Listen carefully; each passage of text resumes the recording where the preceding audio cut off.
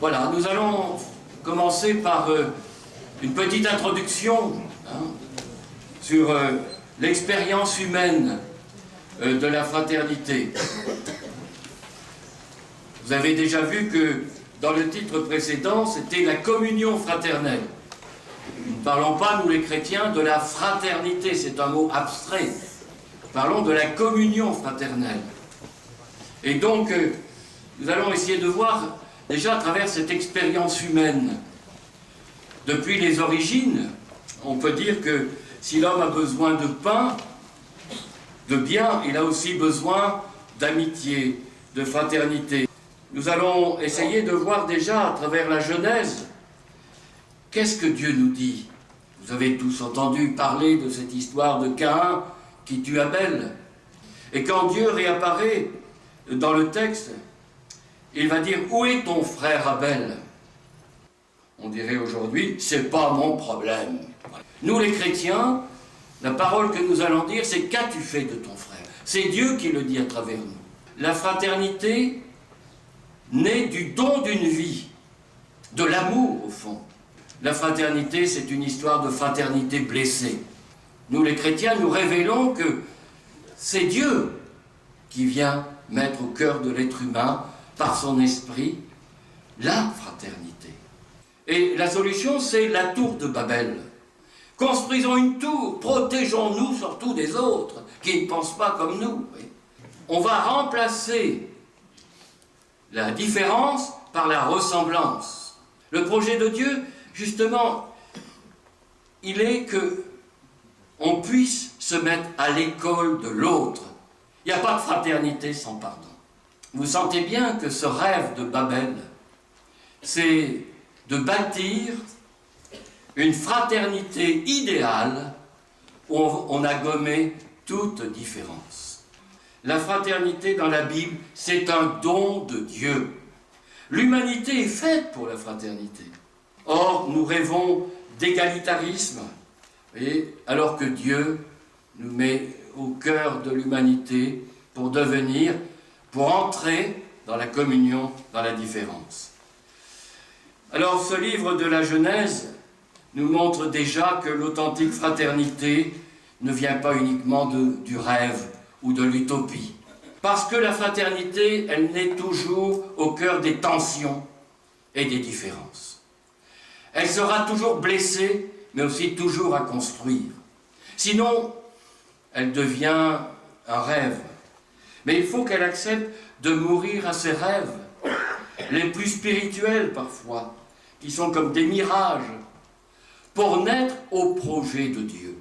Or, cette société très matérialiste suscite ou crée une contre-culture qui est beaucoup plus spirituelle. Les jeunes générations ont soif de sens, mais ils sont en quête de raison de vivre. Qu'est-ce que tu veux, Seigneur, pour nos communautés, pour ce monde d'aujourd'hui? Voilà. Et c'est en prenant en compte le conflit, parce qu'il n'y aura pas de fraternité qui ne prenne pas en compte la réalité. Il y a des conflits, il y a des tensions, il y a de la diversité. Nous allons maintenant, dans cette deuxième partie, contempler Jésus. Et nous avons, s'il n'y en a un sur la terre qui soit pleinement fils, c'est Jésus. Nous sommes les enfants de Dieu, appelés à devenir des fils et des filles du Père. Charles de Foucault, qui voulait être le frère universel, a compris qu'il n'y en a qu'un qui soit frère.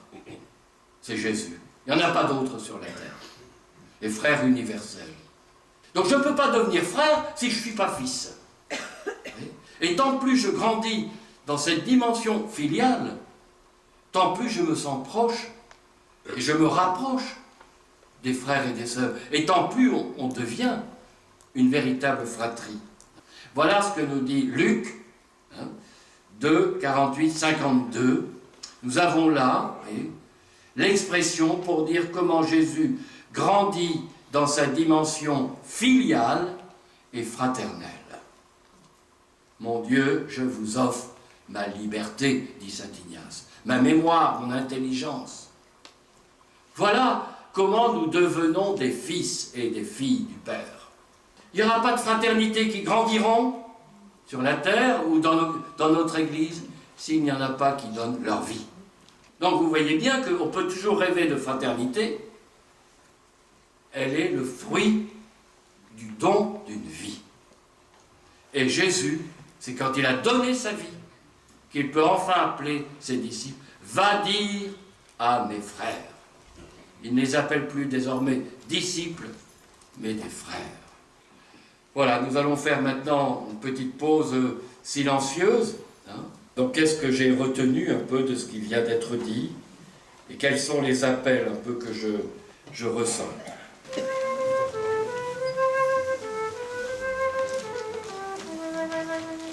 Vous serez mes disciples, les bien-aimés.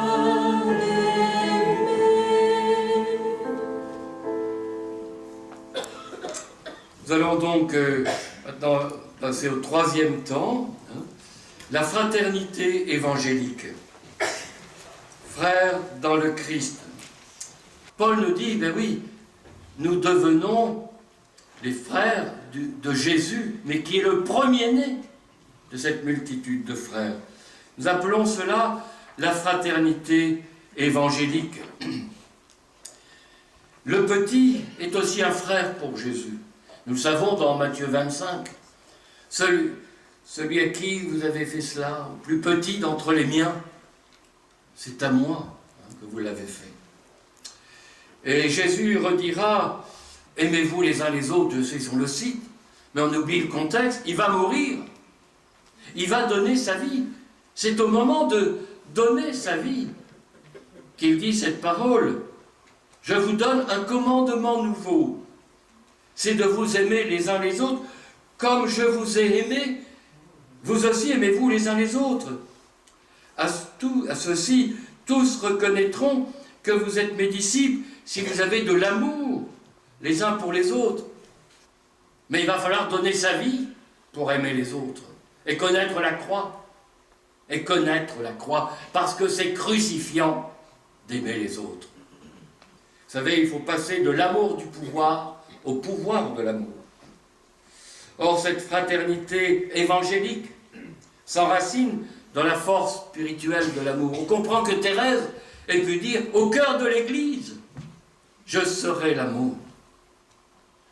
Nous sommes en quête de médiateurs dans notre Église, comme dans notre société. La communion dans la différence, c'est ce que nous dit Thérèse. C'est cela notre vocation. Il n'y aura pas de fraternité qui grandira sans de la médiation. Parce que Jésus sait qu'il n'y a pas de fraternité sans pardon. Mais le pardon suppose l'offrande d'une vie. Parce que cette humanité que nous montre Jésus, c'est à l'opposé de cet égo. Il faut mourir à soi. Il faut mourir à cet égo. Et on dit même, il n'y a pas de fraternité possible sans le don d'une vie, sans une mort à son égo, sans un pardon. Vouloir construire la fraternité évangélique, c'est accepter avec Jésus d'aimer jusqu'au bout. Il les aima jusqu'au bout, dit saint Jean, comme le grain de blé jeté en terre.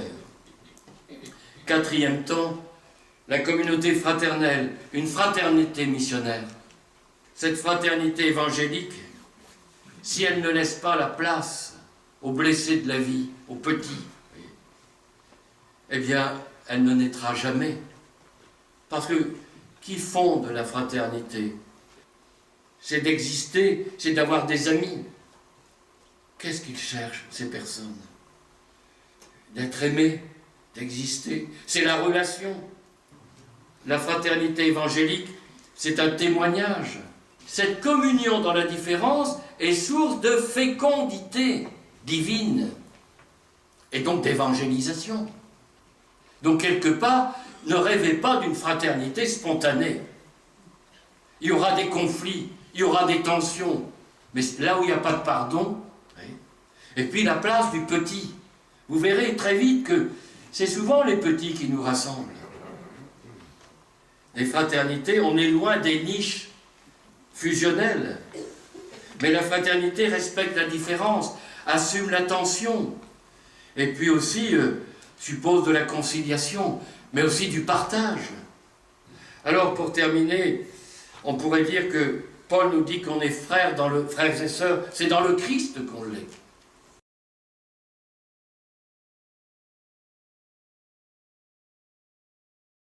C'est vraiment parce qu'on va mettre aussi le Christ au milieu de nous, que c'est lui qui va nous rassembler. Et que, finalement, Paul nous dira que vous avez reçu un esprit de fils adoptif, fils adoptif, mais qui nous fait crier Abba Père. Or, c'est l'esprit en personne, joint à notre esprit, qui atteste que nous sommes enfants de Dieu. Voilà. Mais enfants, donc héritiers. Et parce que nous sommes héritiers avec le Christ, puisque nous souffrons avec lui, nous sommes donc co-héritiers. Et là, Paul nous dit que nous devenons fils du Père à la suite du Christ et pleinement frères avec lui. En Jésus-Christ, vous êtes tous fils de Dieu par la foi. Voilà ce que voudrait nous dire Paul. Et en conclusion, il y a un appel un peu pour notre diocèse, on l'a déjà évoqué ici lors de la rentrée pastorale, mais je le redis en quelques mots, que les ministres de l'Église rassemblent la famille de Dieu comme fraternité. Or, le pape François nous dit que la paroisse encourage ses membres pour qu'ils soient agents d'évangélisation. Mais elle est une communauté de communautés, la paroisse.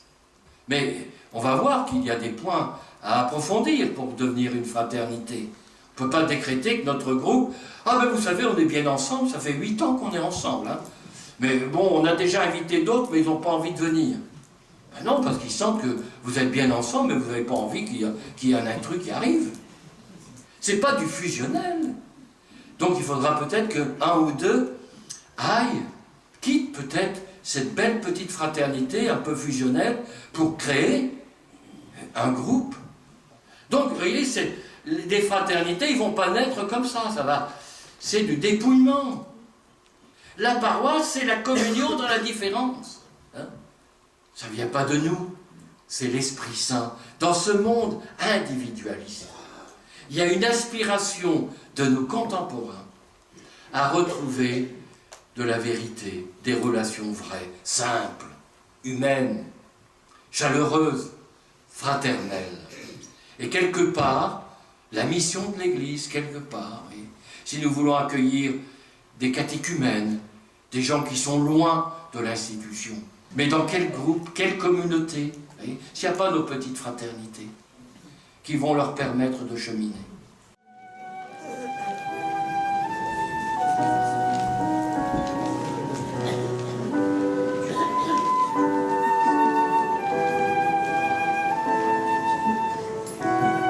Sur les feuilles.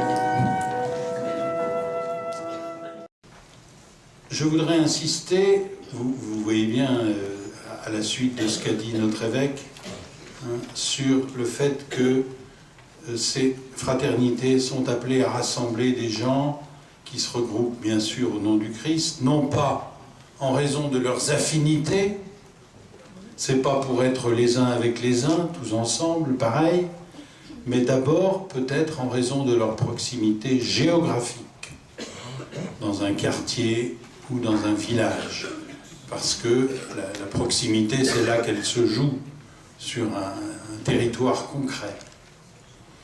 Elles peuvent rassembler des chrétiens engagés dans l'Église, vous êtes déjà là, et qui désirent être missionnaires là où ils vivent, des chrétiens qui souhaitent se nourrir, progresser dans leur foi, mais qui ne savent peut-être pas comment faire, ni à qui s'adresser, il y en a un certain nombre. Des chrétiens qui ont vécu ou qui vivent une proximité ponctuelle avec la communauté, souvent à l'occasion des célébrations, et quand je dis avec la communauté, des fois ça se réduit au pasteur, parce qu'il est tout seul, à l'occasion des célébrations, baptême, confirmation, il y a plus de monde en général, ou mariage, ou autres, qui ont été heureux de ce contact, mais il n'y a pas de suite.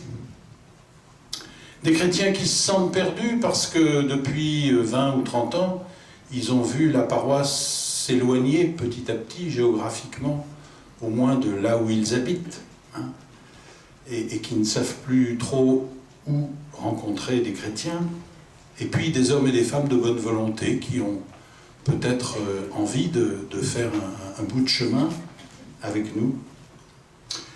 Les fraternités rassemblent des personnes, j'ai mis de 3 à 10, 3 ça paraît un minimum pour commencer, mais des fois on commence et on continue un certain temps avec le minimum, hein, en attendant qu'il y ait plus. Hein, c'est possible.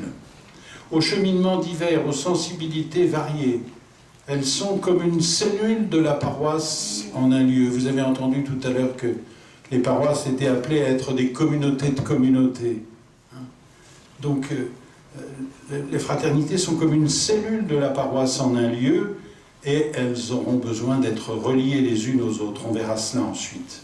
Je voudrais insister surtout sur le point suivant, le pourquoi faire.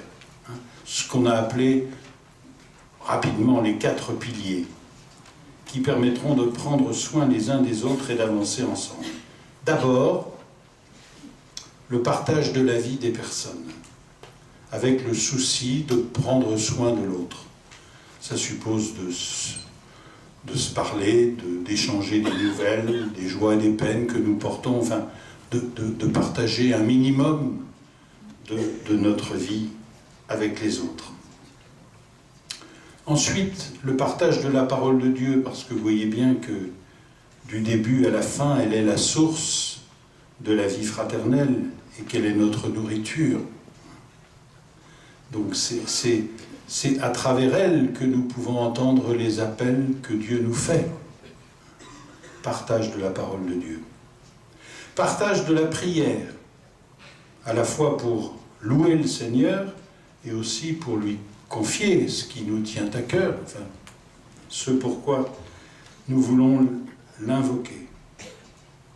Et puis, 4e temps, un temps où les frères et sœurs, bien sûr, s'exercent à vivre la charité entre eux et autour d'eux, dans l'attention à la vie locale, aux événements, aux projets, aux difficultés que l'on voit autour de nous, pour là aussi nous demander quels appels nous sont faits.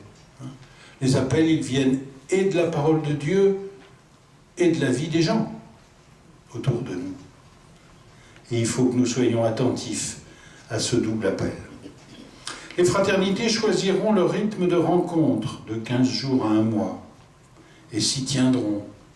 Parce que si on ne garde pas une régularité, eh bien on n'avance pas, hein, c'est vrai pour tout. Dernier point, oui, le lien avec la paroisse. Hein. On dit, les fraternités incarnent la communauté ecclésiale au plus près. Hein. J'ai dit, elles sont comme une cellule de la paroisse en un lieu, tout à l'heure. Hein. Elles sont un lieu privilégié pour annoncer l'Évangile. Mais chaque fraternité a besoin d'être connue et reconnue par la paroisse qui rassemble. Ça n'aurait pas de sens de vivre la fraternité uniquement entre soi, si ça n'est pas pour partager ce que nous vivons avec d'autres. Alors, pas tous les jours. Les fraternités ne vont pas se rencontrer tous les 15 jours. Enfin, pour leur vie propre, oui, mais pas avec les autres. Hein.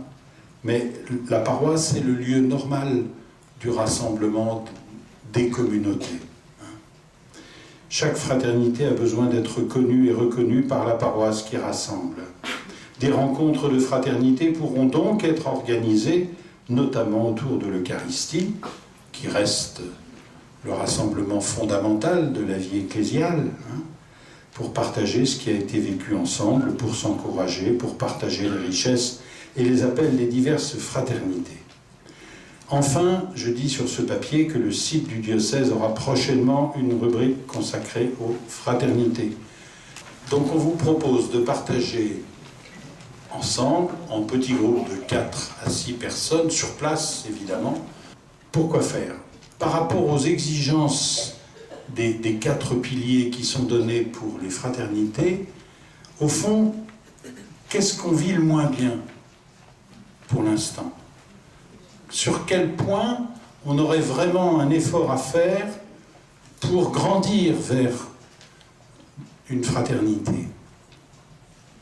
Et puis ensuite, on vous propose de débattre, le temps qui reste, sur les initiatives qui vous paraissent bonnes à prendre en paroisse, pour favoriser le développement des fraternités locales missionnaires. Vous voyez bien que le but, c'est aussi de créer des fraternités, notamment localement, enfin, dans les quartiers et dans les villages. Voilà.